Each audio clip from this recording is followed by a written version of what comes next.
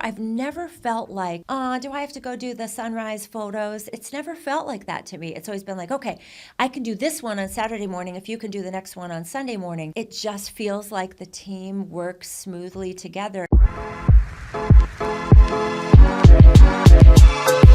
Welcome to the Real Estate Is Show. I have a good friend of mine, Lori Abbey, all the way here from Denver, Colorado, the GOAT of real estate in Denver. I mean, in my opinion, we run a lot of ads and talk about people that use our company, and I think we get more eyeballs on your stuff of people like, oh, wow, Lori, we love Lori. So we hear that all the time. So I'm super excited to have you here.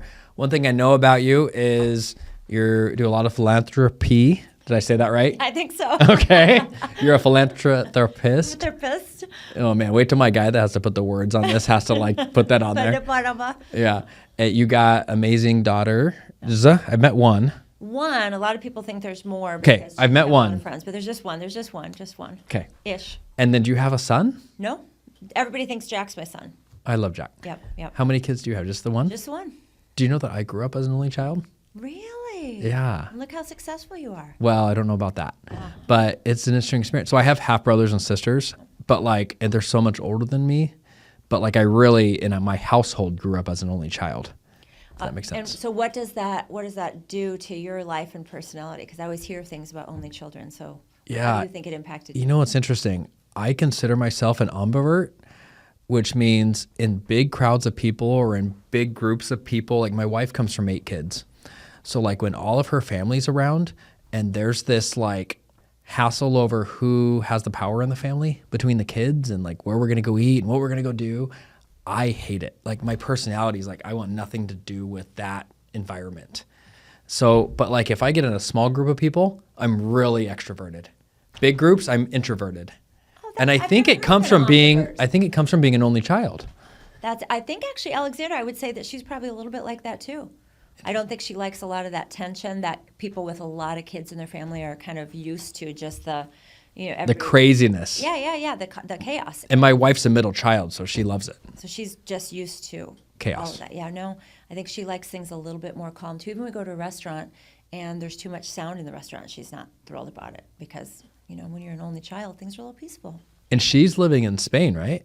Barcelona. Barcelona, you said it right. So that's one thing I really like about you and the transition into real estate is, you're kind of a world traveler. We talk about all these cool places I've been. You're like, oh, I've been there and I've seen that and I've done that. You've really gotten around. How do you mix being successful in real estate but having the freedom to travel? Well, I think a couple of things. You have to have good people on your team. I wouldn't be able to do it without them, and so I think that's the biggest thing. Now, I come across talent. I'd love to say that I am some sort of a talent magnet, but in fact, I've gotten really lucky getting some great people on my team and then I think we have a really strong vision as a team of who we want to be and how we want to be. So when we've got this combined mission that we all believe in, I think it's a lot easier because they're going to treat a client exactly the same way that I am. So if, for example, just anything, even with photos, if we get photos back that are not the quality that we want, the photos just don't go into the MLS, we find a solution. You figure it out. Call and we fix it. Hiring is so hard and keeping good people. And I've got some mentors in my life that are in their 80s and 90s and have been working for 50, 60, 70 years in their companies. And the most thing I'm impressed with them is people that have been with them for 30, 40 years. Yep. And they've stuck with it. Now they pay them well. They have a good culture. They treat them well. But it is, being a business owner myself, it is sometimes hard to find good talent. And then you find 2 good talent and they don't like each other and they have their own drama within there. Yeah. That's the thing. It is that, the dynamic is so difficult because you're right. And if someone's too talented, then they don't want to, then they are, unless you really make it worth their while, they're going out on their own. I wasn't going to probably be somebody's sidekick or buyer's agent for my lifetime. Yeah. But the thing is, I don't expect that from people either. We can help them grow on the team. Have you had people that have graduated from your world? Oh, I wish that I had had more of them. My world seems to sort of stay my world. So I have a lot of my. That means you treat them pretty well. Yeah. So a lot of my people have stayed on board. The kind of core crew that I have has been with me 5, 6, 7, 8 years. No, I don't. You mentioned no. I don't know him super well, but Anna, I know a little bit better. She does a really good job for you. Yeah. Right. Yeah. What sets her apart? What is great about Anna is, again, she thinks the same high level way that I do, where we want to make sure. Anna and Jasmine are both instrumental, and they. I think I've met Jasmine, right? She's on the ski trip. Jasmine as well. Yeah. Because they've been with me now. Anna wasn't on the ski trip, but Jasmine's been with me 8 years, and so they really understand how we want to treat our clients, and I think. When you have that understanding, again, they don't have to come to me for every single thing. They think like I think because they know and they understand. What would make me nervous if I were you is I know some of your clients, I don't want to name any names on a show like this, but you've had some really high profile clients. Yes. Whether it be NFL or NHL or politicians, et cetera, right? Some really high profile names that kind of require a different level of service. And you are natural at being able to provide a good experience for that. But man, being able to rely on someone on your team, like talk through that. Well, I think it goes back to, again, we are so clear in every conversation that we have. And I do a lot of speaking too. So I do a lot of speaking, and I talk in these events where I'm talking about how we go above and beyond on every single aspect of the transaction, from what we do when they go under contract to what we do after they go under contract. So I talk about this at length. So I don't have to beat it into them by any means, because they're smart people and they can hear it. But it's also, I'm going to attract people who think the same way that I do. You're not going to stay on my team. I mean, I have a really great core group of people. There have been a lot of people that have been on the team for a few months, for a few weeks, and they don't match those values. Yeah. So I guess it seems like we all just think the same way, but if you don't think the same way, you're not going to last. So you have to buy into what I think is important, and not because I'm a tyrant or I'm not going to be harmful. If you don't buy into it, that's perfectly fine. Sure. But it doesn't make a lot of sense for you to be on my team if you don't buy into that. And you're, like you said, I'm not sending you over to a politician's house to help with something. If I can't do that, then you can't be on the team. What sets your team apart? Like when you go to list a luxury listing or a listing that requires that extra level of service, and is expected, in all honesty, at a certain level. Like, what sets your team apart? No, they expect that of themselves. So that's what sets them apart. They know that someone's got to be there at 4:30 in the morning to help set up for the sunrise photography, and then somebody has to be there throughout the day, and then somebody has to go back again for the sunset photography. They understand that. I've never felt like, do I have to go do the sunrise photos? It's never felt like that to me. It's always been like, okay, I can do this one on Saturday morning if you can do the next one on Sunday morning. And it just feels like the team works smoothly together in, again, wanting to provide that high level service. And it wouldn't occur to them to do it any other way. Yeah, and I think that really is a testament. It's interesting, Lori, because from the outside looking in, I've never told you this, I see how much fun you guys have. Like your culture just seems so much fun. It's like, are they just always having fun? Do they ever work over there? Like you guys are always laughing and joking, and like you guys got such a, like, I almost assumed everybody that worked with you like is family. Like you guys are just so close. And they in some cases are. Yeah. Jack's here. Alexandra was on the team. Jasmine's been like a second daughter since she was 5.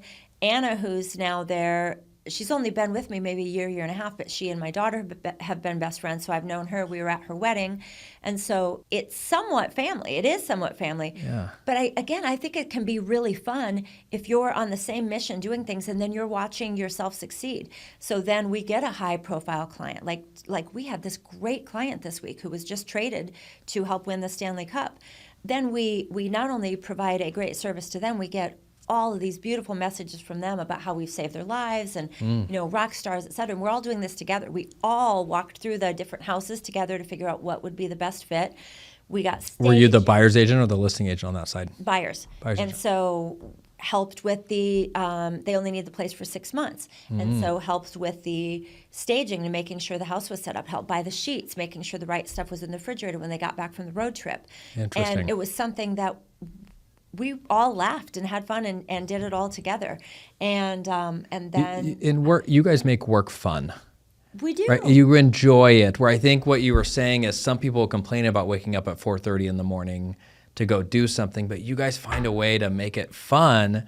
And I think as a team leader or as a leader of any kind of in anything, they're going to follow your personality, like you said. Well, so did you see? Okay, so this goes back to to us making it fun.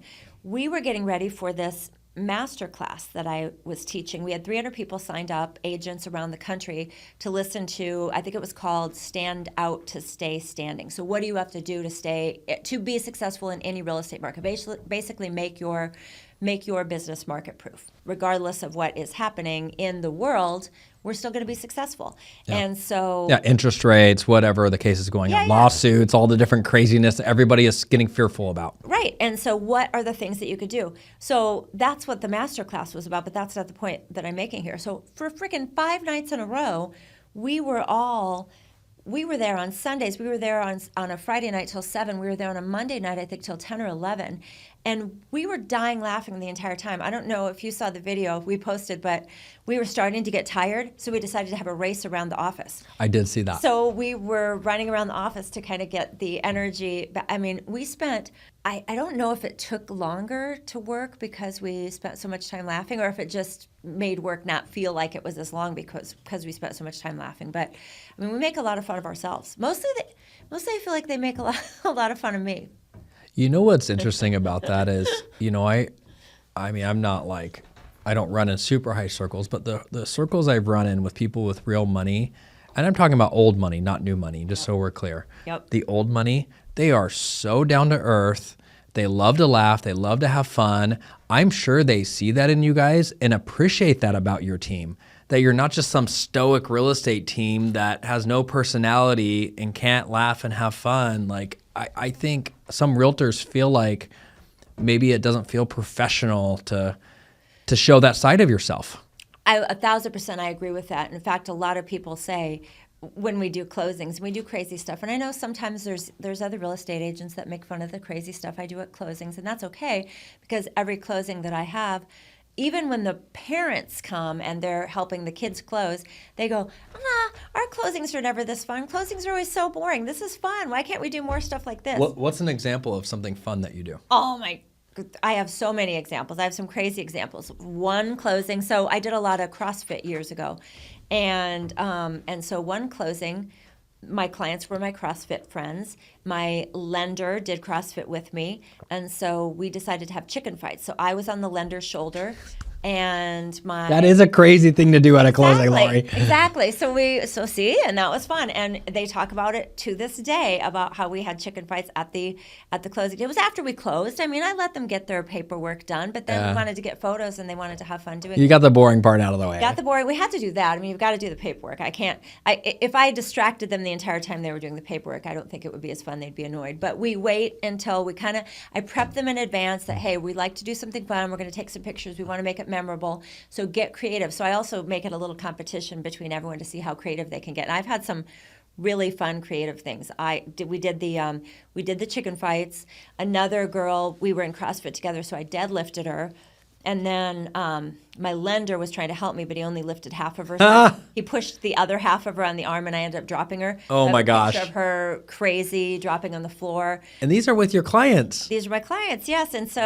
and what a memorable experience. It is, and they post them every year. After that, they'll post that. This is my closing a year ago, and then they'll post fun things like, my real estate agent is cooler than your real estate agent, which, obviously everyone loves their real estate agent, but still, for them to take the time out of their day to post something like that makes me understand that it was a special experience for them, that they're still remembering and still sending me pictures of every time they come across it. I think that's a fear. I think a lot of people don't get into certain things over roadblocks of fear, right? Yeah. There's certain things that stop them from doing whatever. And I think certain agents that feel like the luxury space is taboo to them or fearful is this idea that I'm not super professional or I'm not. Now, there's a level of professionality you need to have and a level of knowledge, but Yes, let's just the assume knowledge. that person Yep. has that for Yep. a second, right? Maybe they're a more fun type personality. And you're proving that even somebody who's more jovial and fun, but still professional and knowledgeable can do well in the luxury market. Well, but see, I think you just gave the key right there. I don't get to just be fun. I lost my very first listing by just thinking I could just be my fun, charming self. And they loved me and they hugged me and we spent hours and we had wine together and they chose a very mean agent because I didn't have Interesting. the knowledge to back it up. For sure. So That's I lost that one. That's foundational, right? Yes, and I decided at that point you would never be able to go into a listing appointment. Someone's not going to know more than I can. Now, do I occasionally mess that up because I rush or I'm doing something? But 90% of the time, you could never out-knowledge me. And when I go in with that base of knowledge, and you have that, and then you're fun, but then you have that knowledge. If you say, you're having a good time, you have some wine, you're sipping some wine, and then they go, well, this and that, and you go, well, here's how this one differs from that one, and this price per square foot is different, and this one had a slightly different basement, and this sold at a time of the year right after the stock market dropped, and so you have that knowledge. You built that credibility up. So people are right not to always be fun. You can't just be fun. You have to earn that right, and you have to earn that right by having the knowledge, the credibility, the experience. You got to earn their trust. Then once you do that, all bets are off. Let me say something inappropriate. How in the hell are you not married again? You're like the perfect date. Now, I'm not me hitting on you. I'm married, but you know what I mean? It's like finding that person, that real estate agent that could be fun and have a good time, but also super knowledgeable. Also hard to find in a date sometimes, right? You got the fun girl who can't have a serious conversation, and you got the serious girl who can't have fun. Yeah, well, I have had the same boyfriend for 15 years. So You're kind of married. Yeah, You're kind of married. Married-ish, and I've been divorced. So I think once you've done that, as long as you don't have kids together, then what's the point of? See, that even makes me, in some people's book, the perfect girl. Why do we need to get married again? There you go. We've been married. We had kids. The perfect real. That's why I should introduce you, Lori Abbey, the perfect girl and the perfect date and the perfect realtor. I'll take it. How fun is that? Okay, so interesting. So we talked about teams. We've talked about listings. What is an example of one of the hardest experiences you've had to deal with as a realtor? Well, one of the hardest experiences I had was very recently. I pride myself in knowing everything to the extent possible, and then in doing things for the right reason, not doing things because of the money. If we lose 3 deals in a row that I don't think are right for you, I don't care. It makes no difference to me. Even when I didn't have money and didn't have a lot of business coming in, I made it my mission, and I tell younger up-and-coming agents this all the time, always act like you've got millions in the bank. It makes no difference. Every decision that you make needs to be made for the right reason. And so when you do that, everything falls into place. And so I pride myself on really being a resource and having your best interests at heart, being the best I could possibly be, knowing a lot. So I have a really hard time with people who are not trusting and who think everybody is against them. And it's a very difficult experience for me when I have people that are like that they just don't trust the other agent. They think the other sellers are trying to launder money. They think the listing agent is lying. Personalities. Yeah, pessimists. And so I had a deal recently where the clients, it didn't matter what I said, they didn't believe anything that I said, and everything I said was right. And then they thought the listing agent was tricking them, and the seller was tricking them, and it put this black cloud over me. And I don't know why, because it turned out okay, and we sold, and everything was fine. But it was every day for that 30 days, it felt like somebody was questioning my motives every minute of every day, and that I was always having to defend myself. That's an energy drainer. Yeah, that's what it was. So when you say hard experience, problem solving is easy for me. I will call 75 people until somebody gives me the right answer, or an answer I want, or an answer that makes common sense to me. For your client. For my client, yes. Yeah. So hard problems aren't hard to me. because if there is any solution, I'll absolutely find the solution. I'll find the best solution, and it will make the most sense for everybody involved, with my client's interests on top, and then but still trying to compromise for everybody else. That's not hard. I mean, we had one where we had a movie director, and he had to be able to stream at a high pace so that he could edit and talk to his editors in LA and do all sorts of things. And there was this was a mountain house and lots of acres, and there was not the proper speed of internet. So we had probably 6 or 7 different internet companies come up there. We were looking at the Starlink, the Elon Musk, and when that was coming. I have that at my house. Yeah, so we called everybody until we found a solution. And ultimately, the 4 people that lived kind of in that area had to pay big money together to get an expensive solution that worked for all of them, but everybody was happy to do it because they all had the same issues. But I mean, that internet thing was a full-time job for 10 days. Which is fine. I love that. I like the creativity in coming up with a solution. And we were perfectly fine to terminate if we needed to, because a movie director has to be able to have internet that works. And so. Have you ever had to fire a client? Yes, and it Sounds like you almost did with this last one. I would have had I not been so close, and I knew everybody involved, and I just wanted to get through with it. And it was also a referral from another agent out of town, so I felt There's so much in that web, right? Yes. It's like, ugh. So we just needed to take a deep breath and get through it. I won't work with them again. I want to I want to hear your story about you firing a client. My opinion on that is, when I turned 40, now that both you and I are in our young 40s. Oh, yeah. You realize that 80's right around the corner. Yep. Right? And most people, I just assume, live to their 80s. Like, it's just hearing you say, it's like, life is short, I guess. You realize that for me, when I turned 40, yes, I realized that.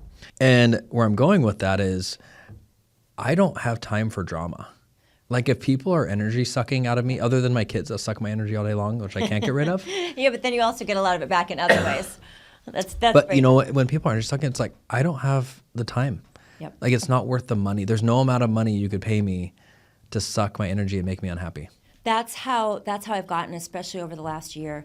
It was probably 3 or 4 years ago that I fired my first client, and it was a great feeling. It was a little bit sad because I do like everybody, and I actually liked these people, but they weren't good listeners.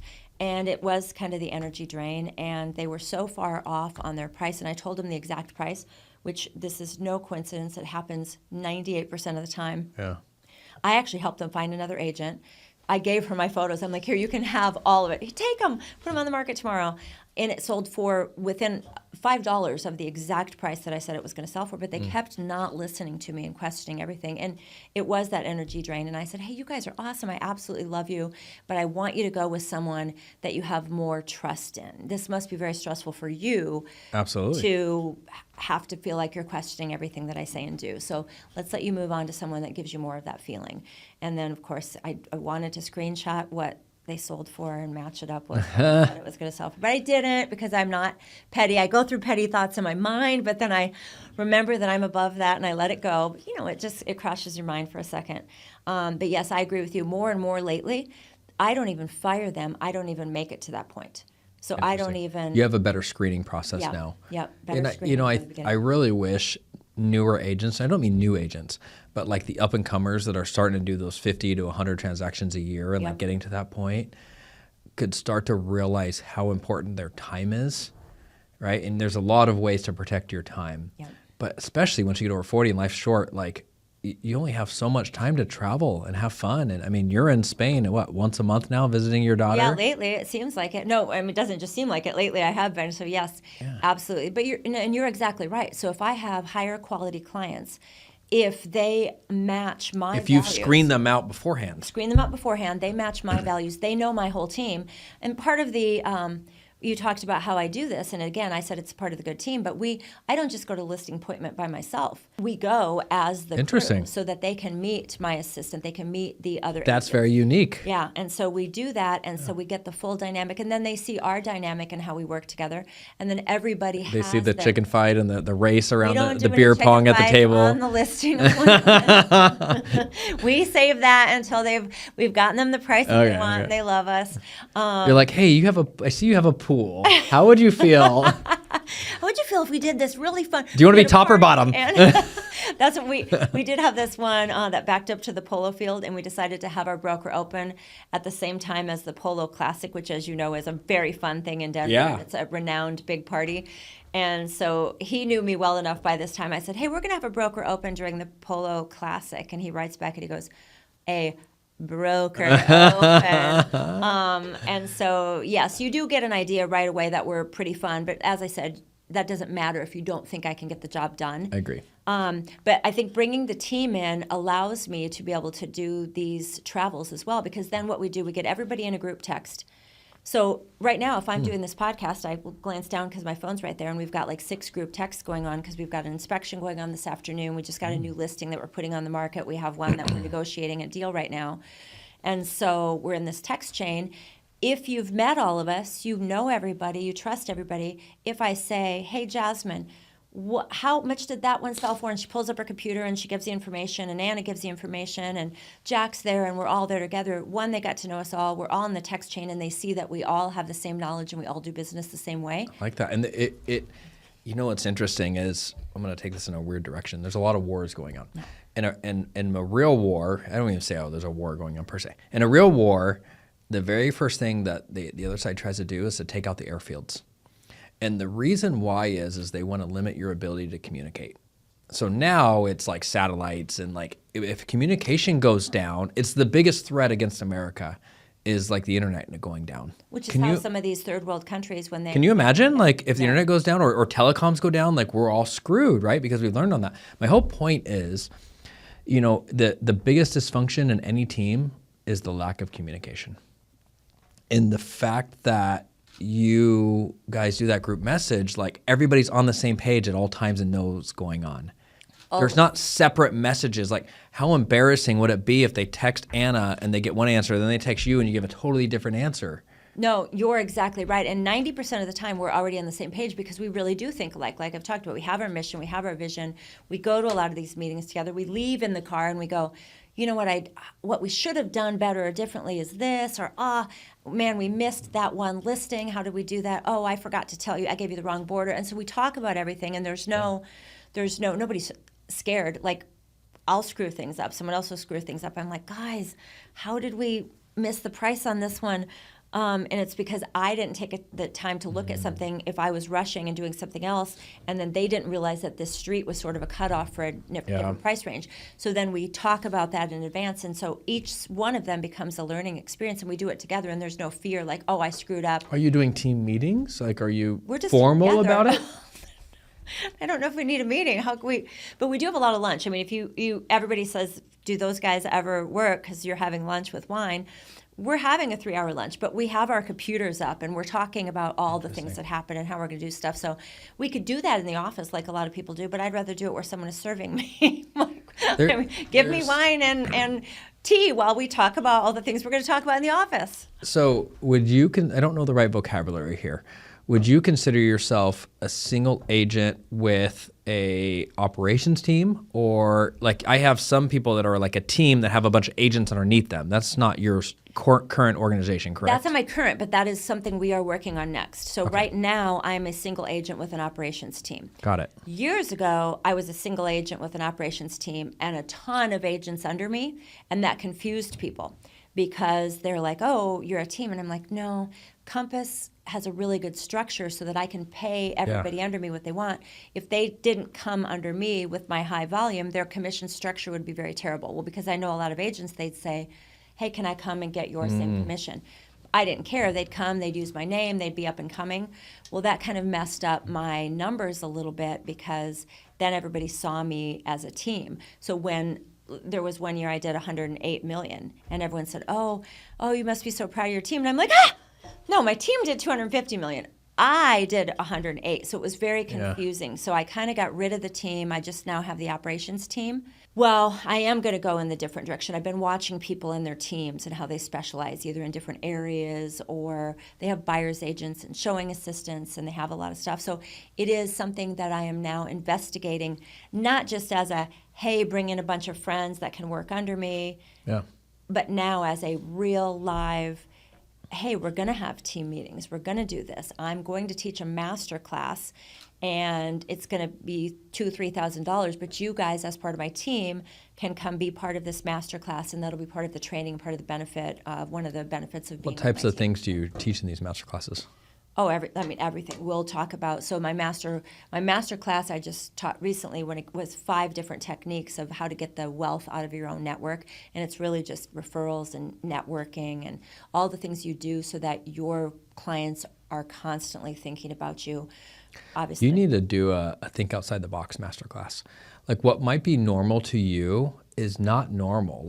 And I know it's an extreme example, but the chicken fight at the closing table, like that's a thinking outside of the box. Yes. And you need more content.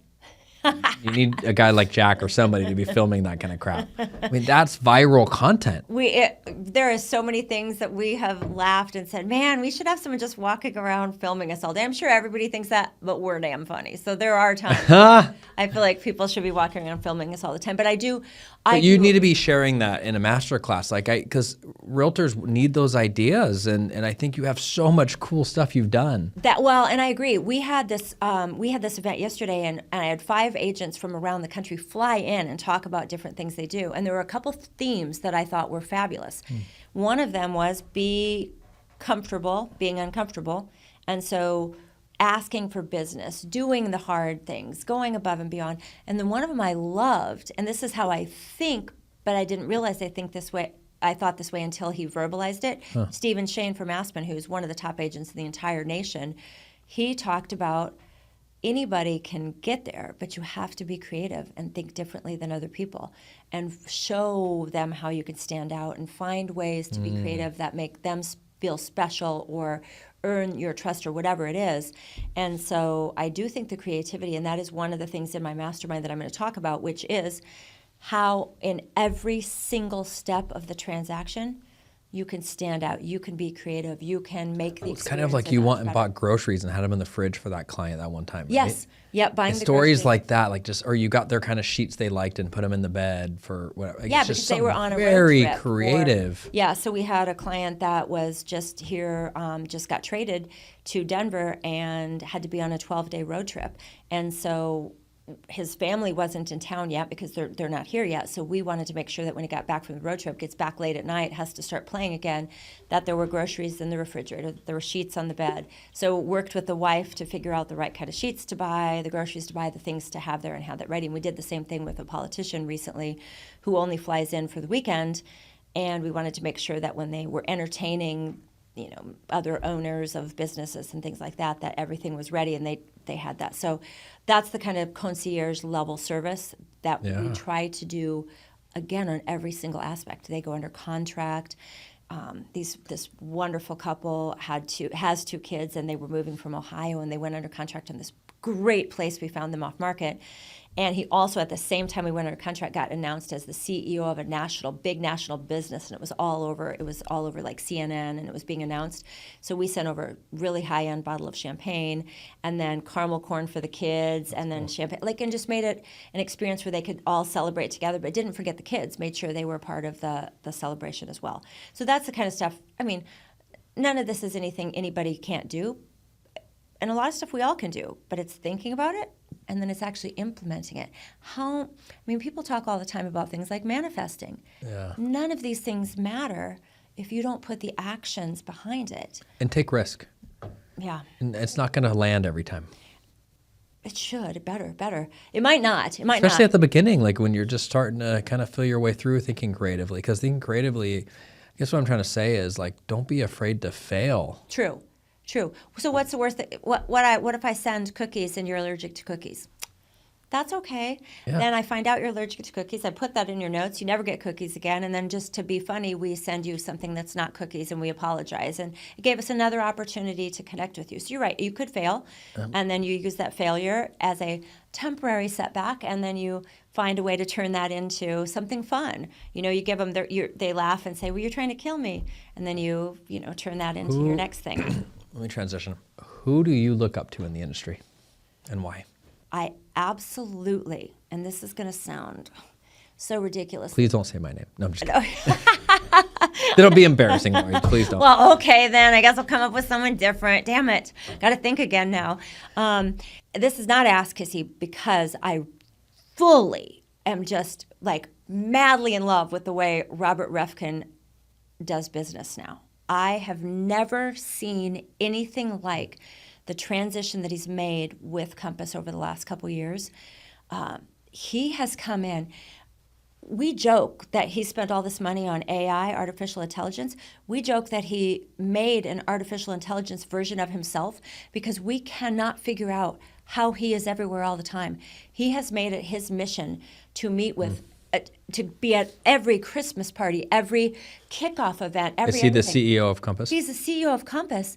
And I think a couple years ago, I don't know what switched. Maybe when they went public, and then people were kind of complaining about their stock prices. And then, he grew really, really fast. Compass grew really, really fast. And then I think some people had started to leave. What do you look up to him about? Like, what do you? That's what is amazing. The fact that he's able to be that present in so many places. So present, but I think a couple years ago, I think Compass started to sort of flatten out. We'd grown at this exponential pace, and then it kind of started to flatten, and people were, all this bad press about, they don't have any money and they're going to fail. I don't know what happened, but that guy met with every single person that must have known everything, because the way he switched the culture in a year or two to everything he does, every meeting is about being face to face with people, being present, making that connection. And he's not just saying it. I don't know. If there's an event going on in Massachusetts, he's there in the morning, and he's somehow, I don't know how, the artificial intelligence version is in Hawaii that evening. He has a twin that nobody knew about. Exactly. He's a triplet. Exactly. So, I wouldn't have said that 2 years ago, but just seeing that, how he's just switched everything around, and he did it by some of the agents that left. He came and talked to them and said, hey, what happened and how can we fix it? And then also, smart people. Tony Robbins talks about this all the time. You watch patterns. Smart people figure out the patterns. And he was noticing a pattern in the industry. And he said, it's time for us to go back to the basics. And so he's got these competitions going on where we all have to make face-to-face contact with people and be out there, come into the office. Everybody let everybody leave the office. He brought everybody back into the office. So when we go in and controversial in some markets. Oh, yeah. A lot of people left. A lot of people left at first. Very controversial. When he asked the employees to come back into the office, I think they said either 30% stayed or 70% stayed. Wow. But a lot of people left because they were like, I want to work from home. And he's like, that's great. You don't get to, because we are a culture where we are face-to-face. We're here for our agents. We're sitting right here. We're not calling and you're on the ski slopes. And not that everybody was on the ski slopes, but sometimes that's the impression. If I can't get a hold of you, that's what I'm going to think as an agent. Whereas if you're sitting right there, I can walk out and ask you a question. So he single-handedly switched a culture around faster than anything I've ever seen. So I admire that. I admire that because not everybody did it. While everybody else is kind of sitting back, he's in there hands-on. What have you learned from your daughter that's made you a better person? Well, I actually will give her the credit for much of my success. Really? A couple I didn't expect that answer. Well, it's kind of double-sided.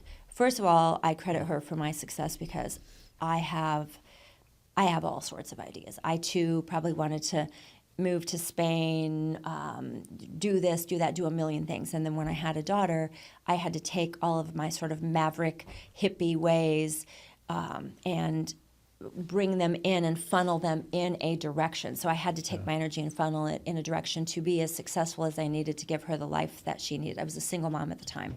And so I credit my wanting to give her this beautiful life in taking all the, I could be anywhere, do anything, into, okay, how do I take all this and make money, be successful, but still allow myself to be able to be present at her events and at her things. So that's one way. She grounded you. She grounded me and focused me. Then her as a human being, that girl is as... You would almost think, Aldous Huxley, The Brave New World, he talks a little bit about doing acid and how it brings you to this different side of yourself where the doors of perception are gone and you see life as it is. She has this very unique perception of the world that strips down a lot of the things that everybody has to put on as a front and sees the world, to me, as it really is, just who all of us are, the importance of again, having fun, being with the people that we love, connecting with them, experiencing the world, experiencing life, traveling, learning new things. We're not just the same every day. We're constantly growing and learning. Jill's got a very much of an abundance mindset. Remind me your daughter's name. Alexandra. She plays tennis, right? Yes. Yep. Did you play tennis growing up? No, because the poor trailer park girl, we did not have a trailer park. Did you grow up poor? Yes, man, yes. Wow. Yeah, we, for real, grew up as poor could be. And which, again, I think has been a great strength of mine. Are you a spender or a saver? Oh, sadly, spender. Really? Oftentimes, people that grew up poor that now have made some level of money are savers. I know. Because your fear of going back to being poor again is so high, but you just don't have that fear. I don't have that fear, no. You're okay going back to the trailer park if it happens. Apparently, I don't care about going back to the trailer park if it happens. So I think there's a couple things. That is something I have got to work on. I have got to work on that because I can't work at this high level. I'm 56. I cannot work at this high level for 20 more years. So I have got to figure out a way to turn that around. So there is a downside to that. I do have to fix that. I really do. The upside of that is I think I do have a lot of confidence that I will just always find a way to figure it out. There will always be. It doesn't occur to me that I would ever. That's your abundant side of you. Yeah. So yeah, there's the abundant side that it'll work, but we got to stop that it'll work, because that means it'll work means I'm working and I, want to taper one of these days. Yeah. Well, you are on the Real Estate Show. There's this beautiful photo of you we got. Aww. Have you thought about what your word or words are for what real estate is to Lori Abbey? Real estate is, this is going to be too long, so I got to figure out how to turn this into a word. And please, easy to spell words, no philanthropic type stuff. Real estate is, so don't write this yet. I have to figure out how to turn this into a word. So 90% of millionaires are made through real estate. Real estate to me is the biggest opportunity to gain wealth. A kid who is 25 years old buys a home, sells it 5 years later, and makes $400,000. Many kids cannot have saved $400,000 in that time frame. We could say a wealth builder or wealth building. I'd say wealth building, empire building. I tell all the young kids that buy their first place at 25, 26, 27. I always tell them, my goal for you is that we don't sell this to get your next place. My goal for you is that this first place of yours is the beginning of your empire, the beginning of your real estate portfolio. I like that. And so that's a word you use often. Yep. I use portfolio or empire. And then I explain to them that 90% of wealth comes through real estate. And the story that I just told you about, they make $400,000 in equity. That's hard to save from age 25 to age 30. And you can always, in an emergency, refinance and pull $100,000 out for something. Yep. And not lose the house. Exactly. Or if you've built that equity, you keep that first home for your portfolio, you take that $100,000 out, and you put it down on the second home. Yep. So there's so many things that you could do. So the younger you are, you could buy, the wealthier that you're going to be as you age if you just continue. When you think of all these people that have 10, 12, 15 properties, they started buying little stuff that was maybe 20, 30,000 when they were in their 20s. Now these things are all worth 500, $1 million. A lot of these people that I'm talking about that I know in Denver did not have the money where they would now have 12 million or 10 million or whatever, but they just kept buying up the properties. And 77 of the last 85 years, equity in real estate has gone up. So you're betting pretty well. It's a pretty solid bet if you're buying real estate. What do they say? Buy real estate and wait. Don't wait to buy real estate. Buy real estate and wait. It's because of that. I love that. I mean, my coming from a home building family, my dad does 30 to 40-year projects, which means if you start today, there has not been a 30-year period, even during the financial crisis, where the market was down over 30 years. Exactly. Absolutely. Does that make sense? Like it'll never, ever, ever happen. It'll go up and down. Yep. But over a longer period of time, it won't. But like a guy trying to do a 2-year subdivision could get hurt. So somebody trying to buy a house and then try to move in a year or two, Yep. there's a little bit of risk there, right? Yep. But if you're willing to hold real estate, then the value will increase over time more than anything else, more than the stock market, more than anything. More than anything. And that's what I try to explain. I do tell people, hey, if there's a possibility of you getting, if you moving in the next year or two, you may not go up. But if you're holding this for 10 years, you're going to be just fine. And I tell them that all the time. Even if, there was that period of time where we had to overpay 10, 15, 20,000 for things. And I'd say, at the rate things are going at this moment, 20,000, you're going to make that back up in 3 months. But the reality is, if you hold this for 3, 4, 5, 10 years, you're okay. And that's just another creative thing that I did to stand out.